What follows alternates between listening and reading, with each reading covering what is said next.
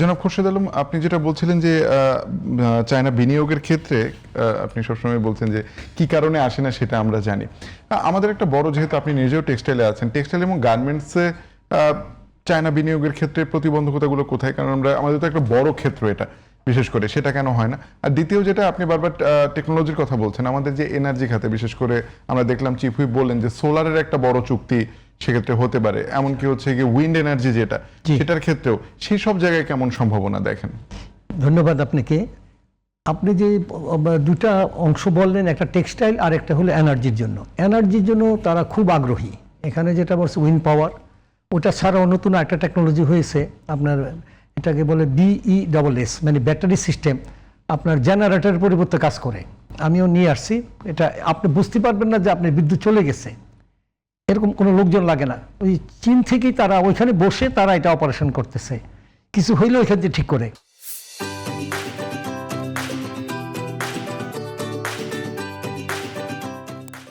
এখন কোথায় চলে গেছে দেখেন। কিন্তু আমরা যখন নাকি আমাদের ফ্যাক্টরিতে আগে যখন নাকি বিদ্যুৎ চলে যায়, তখন আমাদের মেশিনগুলো বন্ধ হয়ে যেত। এগুলা আবার চালু করতে আমাদের আধা ঘন্টা 1 ঘন্টা সময় লাগতো।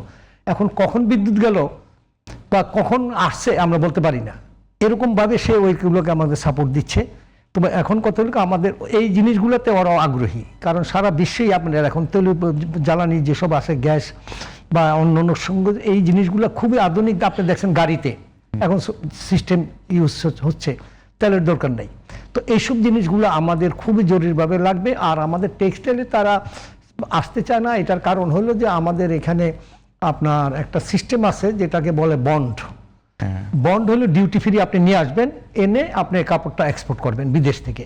কিন্তু এখানে একটা জিনিস আছে যে যেমন সুতার উপরে 32% আপনাকে অতিরিক্ত আনতে পারবেন। তো ওরা বলতে সেটা, ওদের সঙ্গে আমরা এই যে কয়েকদিন আগে আসলাম চায়না থেকে, আপনার এই যে কুমনিংয়ের ফেয়ার থেকে, ওইখানে আমাদের 1-to-1 B2B আলোচনা হয়েছে। তারা পরিষ্কার বলছে যে টেক্সটাইলে আমরা ইনভেস্ট করবো না, আমরা লেদারে যাব, হসপিটাল করব, বা যে জিনিসগুলো আছে অন্য পাওয়ার সেক্টরের আসবে রাস্তার, কিন্তু ওইখানে আসবে না। কারণ হয়েছে কি, আমাদের এখানে বন্ড মিসইউজটা হচ্ছে, এটা কন্ট্রোল নাই।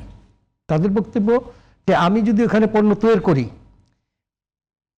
গার্মেন্টসগুলো আমার কাছে কিনবে না, কারণ ওই যে 32% নিয়ে সে বিক্রি করবে কোথায়? লোকাল মার্কেটে।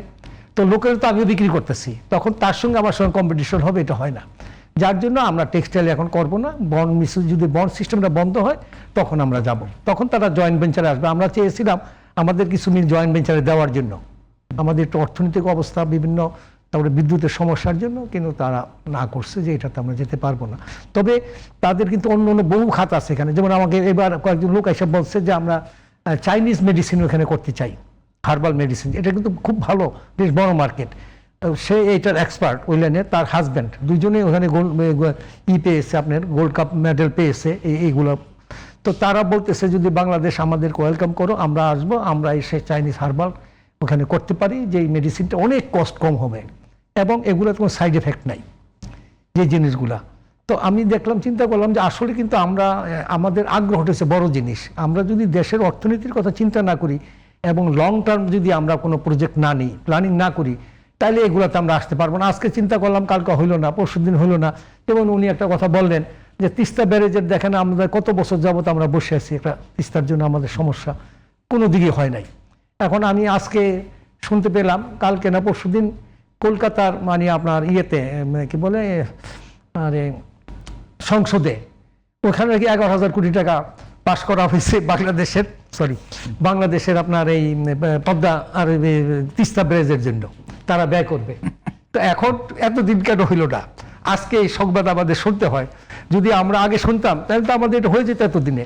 তবে আমাদের জিনিসগুলো হচ্ছে কি, আমাদের সরকারকে বুঝতে হবে, আমাদের সূক্ষ্মভাবে দেখতে হবে সত্যিকার অর্থে যে কোন জিনিসগুলো আমাদের কিভাবে দরকার, কিভাবে আমরা। সোলারটা বাংলাদেশের জন্য, হ্যাঁ, সোলার করতে পারবে না, উইন্ড পাওয়ারটা অবশ্যই কক্সবাজার, হ্যাঁ ওগুলা তো হবে। তবে এই যে ব্যাটারি সিস্টেমটা, এটা কিন্তু খুবই ভালো জিনিস। আপনার এই যে জেনারেটর সোলার কানেক্টেড, আপনি যেটা ব্যবহার করেন না, ওটা দুইটাই আছে। একটা হলো সোলারের সঙ্গে কানেক্ট করবেন, ওইটা হবে। আর একটা হলো আপনার ইলেকট্রিসিটির সঙ্গে করবেন। আপনার পাওয়ার ফেরুটটা যেটা হচ্ছে, জেনারেটর চালু করবেন, লিফট বন্ধ, কিচ্ছু লাগবে না, লোক লাগবে না, ডিজেল লাগবে না, ফিল্টার লাগবে না। খুবই মানে তারা এত আধুনিক জিনিসপত্র নিয়ে আসছে, এগুলো আমাদের না দেখলে বুঝতে পারবেন না। আমার মিলে আমি লাগানোর পরে আমার লোকজন বলে স্যার বিদ্যুৎ তো যায় না, আমি খবর দাও, দেখি ঠিকই বিদ্যুৎ টের পাচ্ছে না।